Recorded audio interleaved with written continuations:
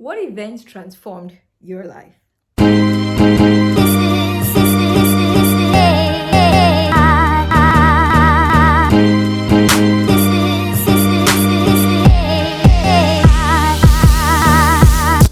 This week on Mama Talk Talks a different take, we're talking career pauses and graceful exits with Kelli Cross.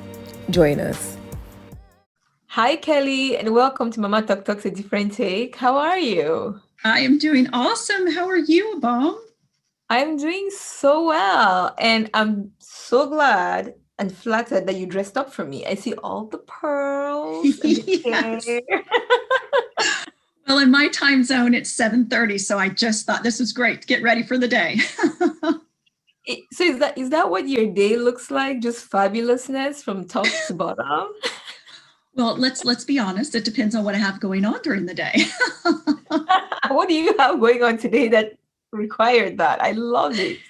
Well, if you see a few clients today, of course, I didn't want my hair just pulled back and in my gym clothes here for you today. So I thought I better dress up a little bit for you. Thank But, you. but I've got twin boys, so you never know what my day holds. That's true. That's true. How old are they now? They're 8. Yesterday was their birthday. Oh, wow. These kids grow up so fast. Can you believe my son is 10? He's about to be 11 in December. Yeah. Wow. It's I used so to bring fast. him I used to bring him to the office, right? And walk around, and now he's just this kid who's just grown. And I'm like, what happened? If you're What getting older, happened? that means what's happening to me? I know. And they have their own little minds and their own little thoughts. And I love watching it come out. It's really awesome. Yes. My son has taken in the last month to watching The Fresh Prince of Bel-Air. And I'm like, oh my God. I remember when I watched it as a kid, I didn't understand half of what they were saying, but it was so funny. But now that I'm watching him watch it and I can understand the different layers of conversation Yes. going on, I'm like, okay, I didn't get it as a kid. He doesn't get it as a kid. You start listening through a different lens. It's amazing Yeah, what you start hearing. yes, exactly. So Kelli, I Yes. know we just started chatting and running off because I haven't seen you in years.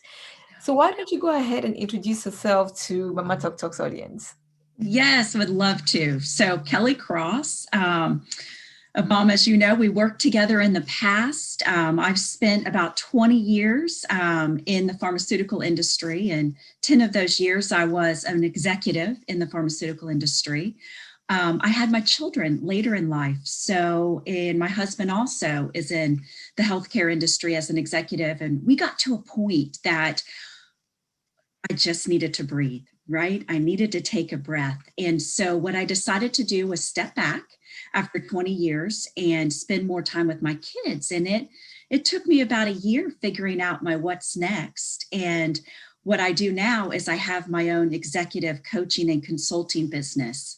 So I do feel like I have this balance and this center that I want for this moment in my life. And it's incredible. It's incredible helping other executives do what they want to do and get to where they want to get to within their Yeah. careers. But it gives me the balance as a mom to do Yeah. everything I want to do right now with my 8-year-old twin boys. I gotta tell you this. The one thing when we worked together, I used Yes. to I used to provide you legal counsel, right? And you were very like business minded. You always knew what you wanted to do. You always had this picture, like you could see what it was you were trying to build, right? Or what you were building. But the thing that I really enjoyed the most about working with you was you had such positive energy and such a Oh, can-do attitude, right? And you were yes. always dressed to the hilt, and you were here you meant business, but it wasn't forceful or aggressive. It was just it Mhm. was graceful, Yeah. but you got things done. Yes. And I just loved that about you. Oh, that is so sweet to hear. I think part of that, honestly goes back to where I grew up. I grew up in Kansas, and Mm, a very simple, humble upbringing. And you learn just to have a positive attitude. You learn that every day is a new day. It doesn't matter what happened the day prior. Make it a great day. Choose to be happy. Wake up with the choice of, I'm going to make this a great day. And now that I'm hearing you say that, I guarantee you that shows up in me every day because of my upbringing.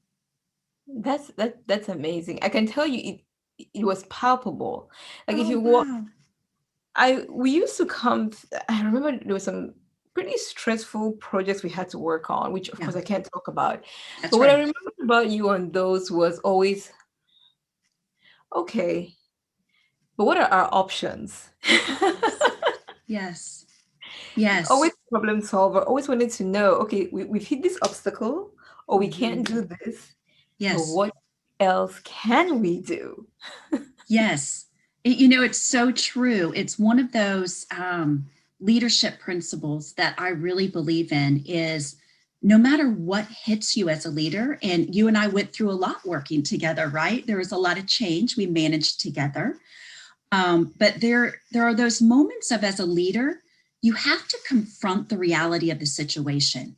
And Yeah, that's what I try to do in those situations is say, gosh, what's the reality of this situation?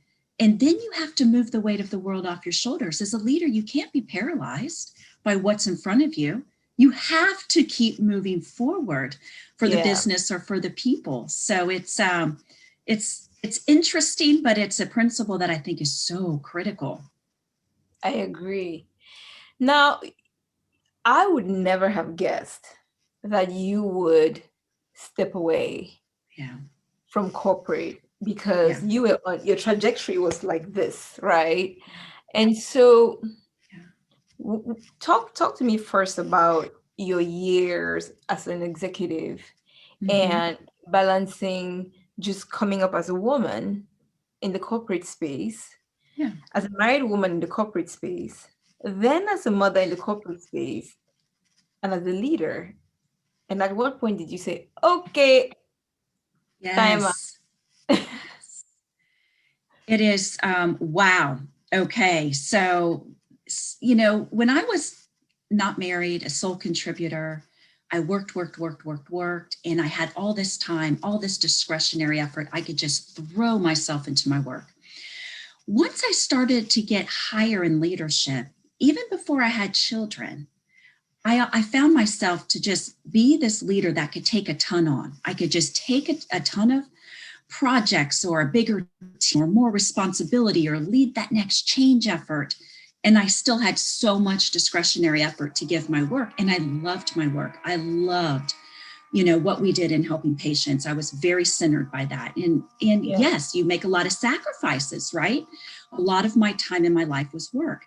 Something I started to think about even before I had kids is, am I modeling the best thing for other leaders? So as I started to go higher in the organization, even though at that moment I didn't have my own children, I started to ask myself, am I modeling the right thing? Is this right for women to have this perception that for you to get higher in the company, you have to give so much of yourself?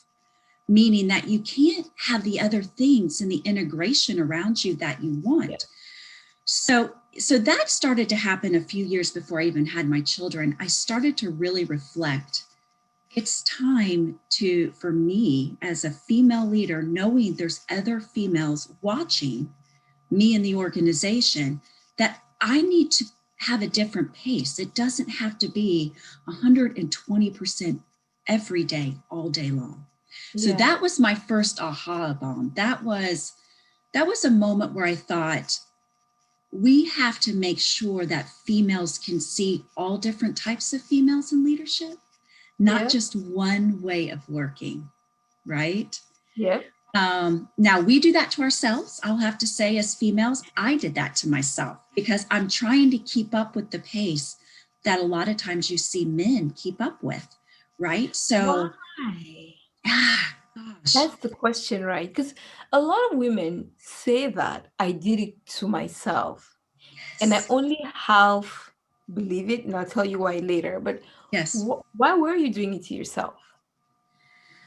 It's a great question. I think in the back of my head, I was thinking I needed to do more to keep up in order to get to that next position. In order, I think part of it too, I was wanting to continue to prove myself versus saying I am proven. Mm. And that, a lot of times in some of my male colleagues, I didn't see them with the mindset of I'm still proving myself. It's almost as if they show up to the table, they're proven. And it's a fundamentally different way of showing up. Yeah. Different level of confidence maybe that shows up sometimes. Yeah. That was a big lesson for me to learn. And I was grateful that I learned it before I had my kids, because it enabled me to see things different and to grow as a leader, just flourish to become a whole leader versus a leader for just that moment. Yeah. Yeah. So that was, and then when I had my children, you know, I worked for I took about 6 months off, which I would encourage any female to do, you know, to bond, to love, to balance, to figure things out. Have that conversation with yourself. How do we make this all work? You know, what do we want for us as a family? And I did come back, and I was very grateful I did, and continued to progress. And then I hit a point. My husband and I realized this next phase of our children, as they're going into elementary school, who teaches them values? And this was a very personal choice for me, right? And every family looks at this different. So this is just a personal choice for our family. We had a decision of we're now building little people that we want to be kind, that we want to give back, that we want to show up in this world in a way of helping others. And we knew that it was going to take one of us being more present in order to build that. And that was why I was able to step away from a career that was going pretty fast. I know my center was these little people. These little people are my legacy. These little people are who I want, you know, for people to look at and say, wow, these are great, kind little people in the world. It's not saying I won't go back. It's not, I'm just pacing. I'm introducing a different way of working for females to consider. Yeah. Yeah. You know, when you talked about we do it to ourselves, and I said I only half believe that, what I was getting at is this whole idea that we take on a lot as women, right?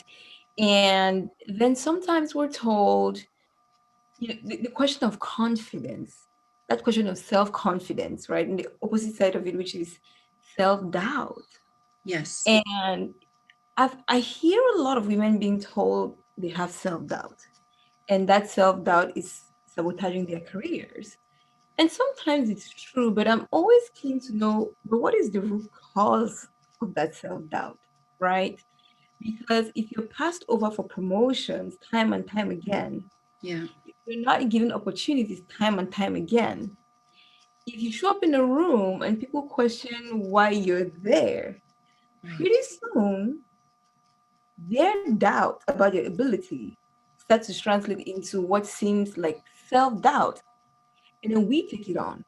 And all of a sudden, we're the problem. And I'm like, are we though? The genesis wasn't this.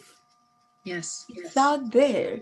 I think the challenge I think we have to kind of balance is, what do I take in as feedback? And what do I say, okay, that I'm just gonna package it and leave it right there. Yes. Oh, it's so well said, Abam. And I do have felt that before. I have felt exactly what you're talking about. What I also believe is In business in particular, I think at times women feel they have to be a certain way, or they have to, become this mold. And when I see women break out of that, or when I see them not take on the other self-doubt, is when they are confident to say, here's who I am. Yeah. Here's who I am. Here are my strengths. Here how I show up. And fundamentally think about their work as, I will keep working here as long as it fits. So a lot of times women don't come back to this. You always have choice. You always have a choice of, does this company, this team, this whatever it is, does it still fit with you? Versus us trying to change who we are, what we do, how we show up to fit the other thing. Yeah. I would love women to reverse that. I would love women to have that confidence to say, no, this is who I am, and I'm comfortable with this. And if it fits, great. But if it doesn't, that's okay. There's other options. Yeah. And that's hard, right? So hard.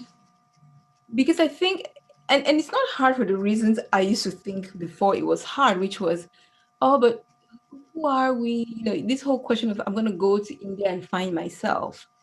And I'm like, no. Yourself is in there. It's just buried under a lot of things. Yes. Some of them which may be yours, a lot of it which is not yours. Stuff you've absorbed from other people, right? And so all of a sudden you think that you're not there, but you just have layers of blankets over you. And what you need to do is figure out how to find your way out of it, right? Yes. Yes. And the question is, how do women do that? How do women start? I like your analogy, to start peeling off these blankets to say, oh, here I am. And I do feel it takes other women helping other women, other women who have been through it, helping other women. Just think about it this way. I love your analogy of a blanket. Think about it. What if we touch another female every day and say, I'm just going to take off one of those blankets. I'm just going to take off one of those blankets in every conversation you have with another female. How empowering does that feel? I know I've had other female mentors that have done that for me. And I try to pay that forward and help other women. When you see, we call it picking them up. I like it, taking the blanket off. Let the true self come out. Yeah. We just created something here, and we can create a whole thing around how do we help women take off the blankets. I love it, Yvonne. I love it. But women come together, we can create magic, Kelli. It is so true, and it's so powerful when women do. When women just, out of the goodness of their hearts, or because they've been there, or they care, or they see a potential in other women that they want to make sure gets fulfilled. Yeah. What for you? Yeah. So at the point where you were making that transition, what was going through your mind? So I hear the rational part of the brain that's saying, this is what I need to do, right? I need to raise my boys a certain way, and we both can't be working while trying to do this. And the mind can be quite strong and tell us things. But you also had this amazing career, which was showing no signs of slowing down. Right. So on that front, did you have any kind of pause, reflect, questions about whether that time was the right time to do it? Or was it just, nope, this is it, I'm out? Oh, great question. No, it was scary. It was a scary decision to make. No doubt. It was, you think of, you work so hard, and I was so proud of my contributions. I was so proud of the business I led, or my team, and the people that I had helped inspire. I mean, you feel so much of yourself with other people when you're leading, big business or big teams. It was a scary, scary decision to make. And it wasn't made in just one night, right? You don't just wake up and decide, hey, I'm going to make this decision. Yeah. It took a lot of introspective work. It took a lot of me paying attention to my internal dialogue. You know, all those little voices that keep going on in our minds. What does this mean? It took me actually slowing myself down and stopping being so fast every day, all day, and starting to listen to what's inside me. And that doesn't happen overnight. That took several months to really listen. But here's the game changer for me. Of course, I had a wildly supportive husband. Of course, he was amazing through this whole process. He left it to me, my choice. You know, he says, I'll support whatever you want. But here was the big thing for me. If I do this, it's not just black and white. I had put so much pressure on myself that if I make this decision, it's all over, my career's done, I'll never go back. And I had to learn and teach myself that making this decision is just pacing. It's a moment in time. It doesn't mean that there's not something else great I'm going to be doing. Doesn't mean I can't go back, you know, in a few years and do something even bigger and better. I had to teach myself that I don't have to do everything perfect all at the same time. Yeah. It's amazing you say that, right? Because not 3 days ago, I was having a conversation with a woman would been introduced by a mutual friend, and she was thinking about going off and doing her own thing. And she just kept thinking, the what ifs and the what ifs and the what ifs and the what ifs, and said, I want to start my own business. I have the whole business plan. It's all ready to go. I'm going to step out, but what if I fail? And I said to her, how many years of practice do you have under your belt? If you have 13 years of practice under your belt, and that is not enough to convince you that this can be your fallback plan, something is wrong with this picture, right? Good. Yeah. 13 years of knowledge, of clients, relationships, of networking, right? Sure, the world changes, the world is dynamic, but the stuff you've learned is still here.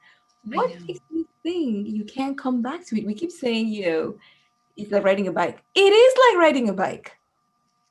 You may need a different kind of bike, but those skills come back. But that fear that which we've left, we can't come back to, I don't know where that's coming from. I have a hunch, and there's no science to this hunch, Bob. There's no science to this hunch. It is just spending 20 years and now having my own business and working with other executives. My hunch is we as strong female executives don't see men doing that. We don't see men readily pacing. I mean, I'm not saying it doesn't exist, but it's not as outwardly obvious, Yeah. right? We don't see them as often pushing pause, taking a break. And so when we are in the race, in the corporate race with men and women, we feel we have to keep pushing and pushing hard. Now, I'm not saying it's their fault. We put the pressure on ourselves, but I do think we have to recognize why we're putting that pressure on ourselves. When we look around, I honestly didn't see a lot of even other females doing what I was choosing to do. Yeah. And a lot of other females also sometimes had husbands who chose to stay home or had husbands who had the flexible schedule. So there was an automatic balance for the family. And so when you look around, a lot of times we don't see others doing what we think is right for us. So we put so much pressure on ourselves. And here comes the doubt. Your friend with 13 years, stand on that 13 years of experience. Stand up and shout loud. Look what I've accomplished. I could do anything next. Yeah. Take the leap of faith. That's really Yep. hard for us as Yeah. females to do. Yeah. And I find it fascinating that this is the conversation. Now, having lived on 3 continents, yes, and 4 countries, this conversation I've had in every single place I've lived, right? So, and that cuts across Asia, North America, and Africa. This conversation is quite universal in that sense for women. And so I keep going back to what's behind it. But then yesterday, a friend said to me, that question of what's behind it, like trying to unpack it, we've been trying to unpack it for a long time, and there are some answers or not. She said, but that's part of the paralysis.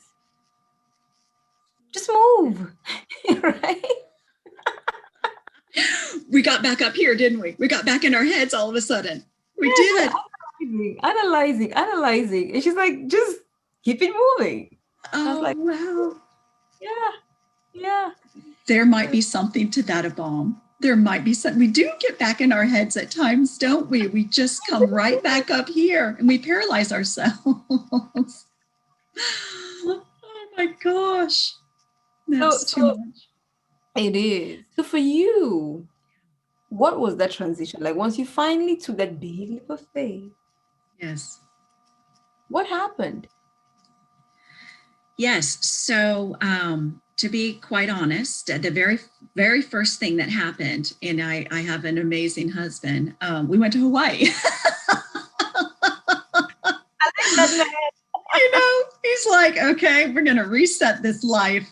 He wanted to make sure that I just kind of had this burst, like this moment of, okay, we're here. It will be fine. And so, that was really great. We went for a week and I had never been. So it was lovely. But, laughter aside, then it started, I had to figure out what was my new normal. And I had to learn to adjust to my new normal. And I had to learn to be satisfied and encouraged by my new normal. That was the hardest because I was used to getting up at 5:30 every morning, getting my workout in, doing what I needed to get done before the kids got up, getting the kids ready. Then the nanny showed up, getting everything going, coming home late, working with the kids, doing my thing, and then staying up late and doing emails and going to bed. So my day was crazy busy. And now I had this gift of time. And that was the hardest. What do I do with this gift of time? It didn't feel so much like you gift in it. It was really strange. So the transition was hard. The best thing I did was, and my mom gave me this advice. She's awesome. She says, here's what you need to do. Call some friends that you haven't had a moment to build that relationship up like you want. Go have lunch. Every week, have lunch with a different friend, to make those reconnections. It gives you something to look forward to. Keep reaching out to other women. She's like, pick up a book, read the books that, not business books, not healthcare books. Pick up a nice, juicy story, read a nice book. And she says, learn to be comfortable back in yourself. Wow. That was hard. Your mother's advice really touches me because the thing that came to my mind when you said that was, what are the things that we put on hold when we're pursuing the sky, right? And do we take stock of those things? And do we say, your phone rings, the best friend from high school, oh, I can't talk to her, I have a meeting tonight. And over time, she stops calling. And then you don't notice, right? That's right. And little things just kind of fall away and just fall away. It's what your mom said is just making me think, what is it that I've left along the way? Now, some things needed to be left behind. But unintentionally, I think that to me is a question that a lot of us ought to be reflecting on, because everything we do is a choice, isn't it? Yes. Yes. If we're going north, we cannot be going south. If we're going up, we cannot be going down. It just doesn't work that way. Yes. you only have so much time in your day, and you have to make choices about how you spend that time. And I agree with you. I mean, there's a lot of, it's not a right or wrong conversation. It's a choice conversation, right? Yep. It's a choice. And what I learned the most of once I slowed down and got back into myself is I realized I was being fulfilled in a different way. Mm. And I learned to appreciate it, and I learned to be okay with it.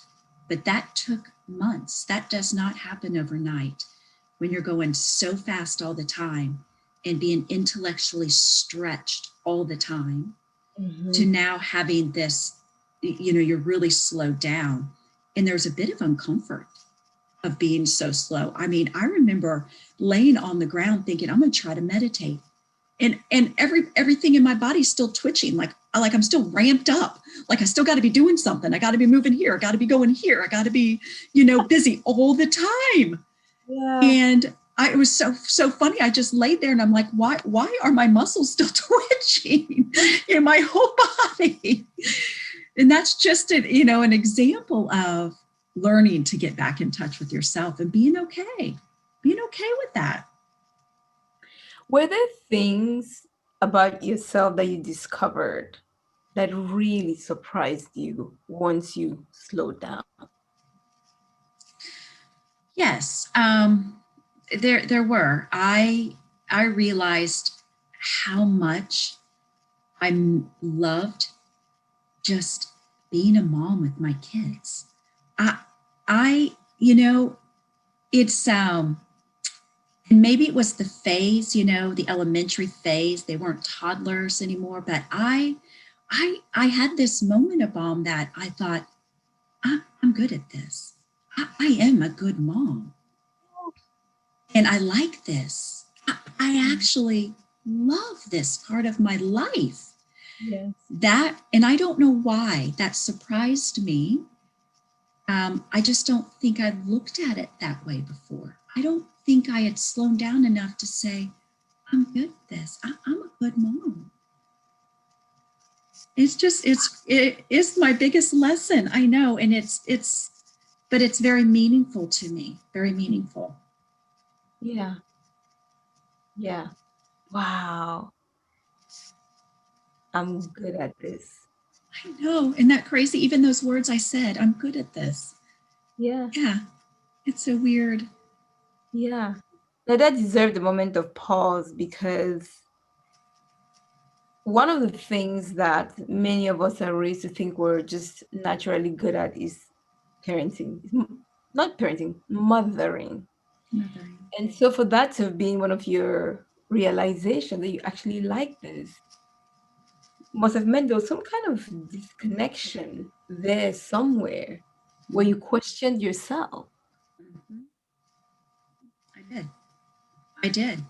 And I think I questioned myself because I was in this internal conflict at times of working mom, working in an executive position, working mom with small kids. And I always had internal conflict of, am I doing right by my kids?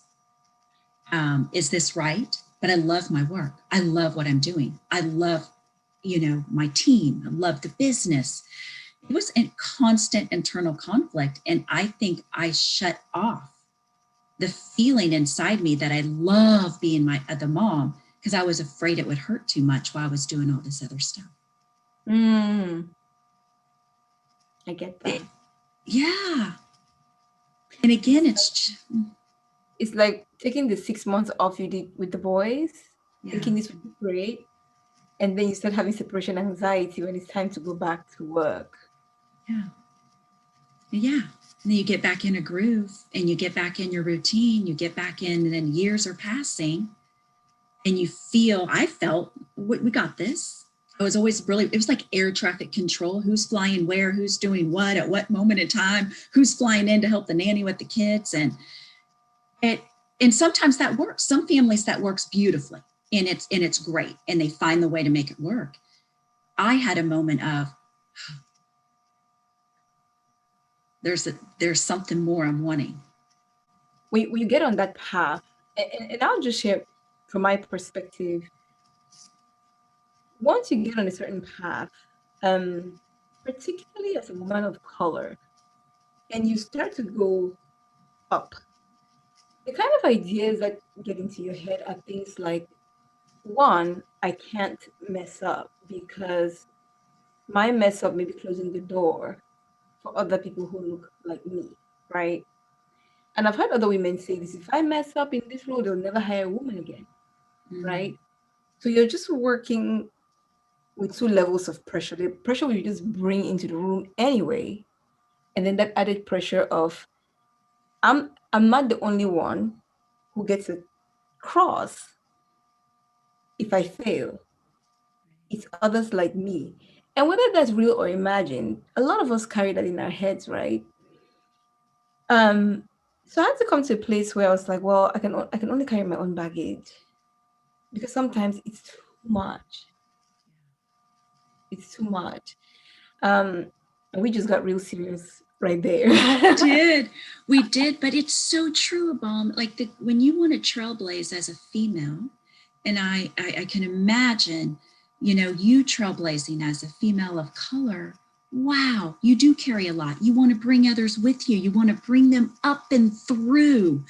And I felt that way as a female in business. I wanted to keep breaking through and showing that we can do this. There does come a point where it's, whew, let's breathe. Yeah. And how much of this, I don't know if you ever got to that point where it's how much of this is I want this versus let's show them. Right?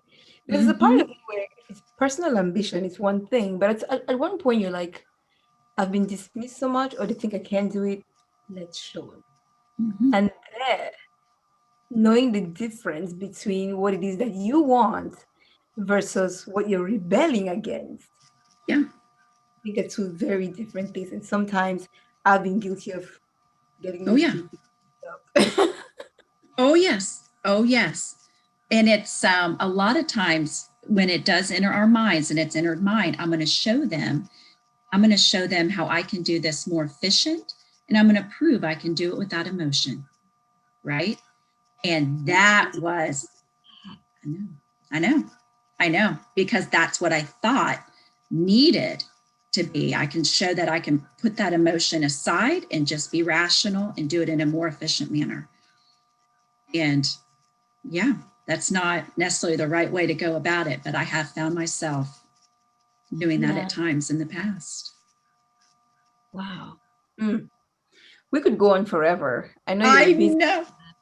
And I'm looking at the clock here because I do want you to also talk about what you do now, because I think more and more women are having the conversation that you and I just had. Who am I? Where am I going? What am I doing? And you're actually in that space now where you get to help executives figure that out. So talk to me a little bit more about your current work and what kind of services you provide to whom and where can people find you? Yeah, awesome. So going back to when I stopped working, I took a full year and did nothing. So once I was working on myself, right, to unwind. And then after that full year transpired, what I had found myself, I did a reflection. I was still very connected in with other direct reports, other executive peers, still coaching, still mentoring, still being that, trying to be the best go-to person, helping them. You feel so invested in them. So then I took a step back and said, I think I'm going to start a business. I think I'm going to actually launch a business that is focused on executive coaching and consulting. And here's what I try to do. Where I wanted to come into the market was, one, when I was the executive, I would have a coach when there was personnel issues or things I needed to work on from a development leadership perspective. And then I would have a consultant, typically if there was a business issue or there was a change management issue or a crisis issue. And then at times I had to get the coach and the consultant to talk to each other, because if you think about it in systems thinking, it all has to fit together. So what I'm doing is I launched the business Cross Connection Executive Coaching and Consulting, and I coach the executive, irrespective if it's a people issue where we're doing introspective work that sits more in coaching, or if we're doing strategic consulting because of business change, business challenges, or if they're going through change management, workforce planning, sometimes corporate strategy changes. So what I'm trying to do at the executive is to be that one person and bring the host of skills that I have from 20 years of experience to help them, but also to help them with the immediate needs that I know executives have. When we had problems, you have to solve them pretty quickly. And so I'm coming at it with a sense of urgency for them. So whether it's coaching or whether it's consulting, problem solving, business crisis, change management, whatever it might be. And I am having the best time. There is nothing more rewarding than watching and working with an executive get to that other place. When I can see it and they get there and it's, wow, this is incredible. Incredible. So I am on LinkedIn. So anybody can look me up on LinkedIn. And I have some of my business credentials on LinkedIn, and certainly can reach out to me if anybody finds that my services would be warranted. The fit's so important, though. The fit is so important when you're working with a coach or consultant. Yeah. Do you? So one of the things about living abroad is, I just think in that sense now. So my question to you was going to be: do you work with people outside of the U.S.? Yes. Okay. Yes.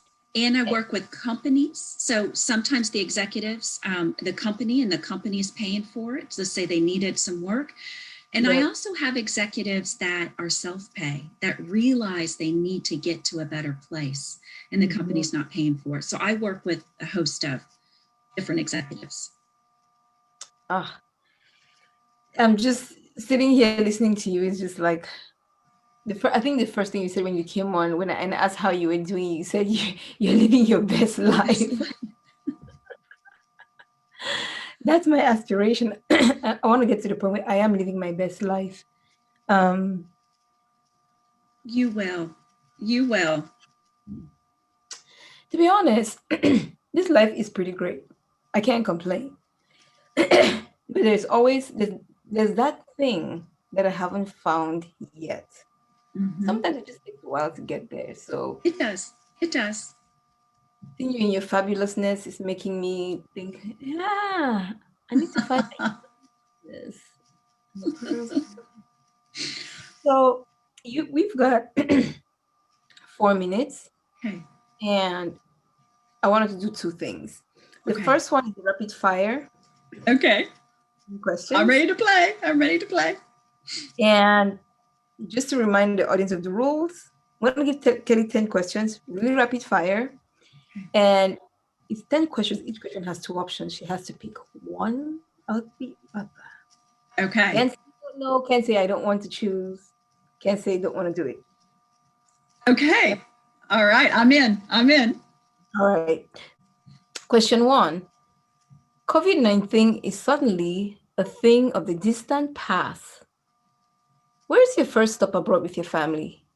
Amalfi Coast or Zanzibar? Oh, Amalfi Coast. Which of these 2 must always look in great shape? Kelli or Kelli's home?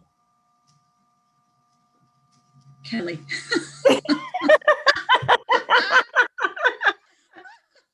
It's because I'm a runner. Love that. So your husband gives you a day pass for a date with another man, Bradley Cooper or Jason Momoa? Bradley Cooper. Okay. What would you rather watch? Tennis or football? Football. I don't know why I thought that. I was like, there's some that fire. It's like, I know there's fire in tennis, but just the in football. Yeah. What kind of biblical protester are you? Saul turned Paul, or Jesus Christ when he whipped everybody and sent them out of the temple? Ooh, I think St. Paul. He took I'm no not prisoners. That What's one. that? I said he took no prisoners. St. Paul didn't. Um, okay, you said you're moderate. So, are you more of the Kamala Harris persuasion or Sarah Palin persuasion? Oh no, I'm straight down the middle. I love it when I ask questions and people go, "Oh, David, do I have to pick?" Oh my goodness, that is a really tough one. That is a really tough one because I would say I am more down the middle. Oh, you're gonna make me answer it. Oh yeah, that's Oh what we yeah. do have a talk.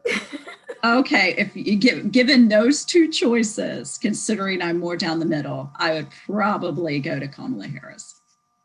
Okay, I could see the pain in your Oh, the pain to answer that one. The pain to answer that one. That was too funny. All right, I'll give you an easier one. Yeah, Also, okay, please. Thank you. I don't know if this will be easier. Pearls or diamonds? Diamond. Oh, okay. That was not so hard. Meryl Streep or Julia Roberts? Favorite actress? Oh, Julia Roberts. Ah, Yeah. I didn't think that. I didn't think that. Okay. Gin or wine? Wine. Wine. I don't know why I made you like for a gin girl. Well, if you would have said vodka, maybe I'd go vodka over wine. Would you rather fly business class on American Airlines or why is your face already sad? I'm like, oh, is this going to be another tough one? Oh my, oh my. Business class American Airlines or economy class on Qatar? Oh. I know I've just pretty much killed American Airlines with that question by comparing their business class to economy class, but there it is. Yeah, I would probably say, I think Qatar is pretty nice. I think I'd go Qatar. That's pretty nice. It's pretty nice. Qatar economy over American business class. That's pretty nice. How many questions are we in? Let's see. 1, 2, 3, 4, 5, 6, 7, 8. Okay, we have 2 more. Sunday morning, church or brunch with the girlfriends? Church. And finally, your love language. Is it more gift giving or service? To you. To me. Yes. Service to you or giving you gifts, which is Service. closer to love language. Service. Service. Okay. We're at 10. That was so fun. I just love doing it because it's like just random questions picked out of nowhere, and people sometimes have to think like, wait, Sarah Palin, Kamala Harris. I don't like any of those. That was a hard question. That was a hard one, especially when you're kind of more in the middle. That was a really hard one. Yeah. One of my guests threatened me with one of those questions. They're like, I'm going to come on your show and I'm going to ask you 10 questions. And I said, I'll answer 10 questions when you have your own show. I love it. I love it. This is amazing. It is so amazing just talking, just being normal people, talking, having a conversation, laughing together, learning from each other. I'm so happy you're doing this. This is so awesome. It brings me so much joy, Kelly. I got to tell you, I just kind of jumped into this And I didn't know that you could do things like track how you were doing in terms of who's listening, analytics, and all this stuff. 3, 4, 5 months in, I go on Google around May, June, and I just wanted to see if my SEO was working right and whatnot. I put my talk in there, and a bunch of things started coming up, and I was like, "Who's listening to this show?" I have arrived without the paycheck, but I've arrived. You are amazing. And you know what? It's also about doing goodwill for others and creating space for conversations. I think that's so important. This was So I'll let you. fabulous. It was. It really was.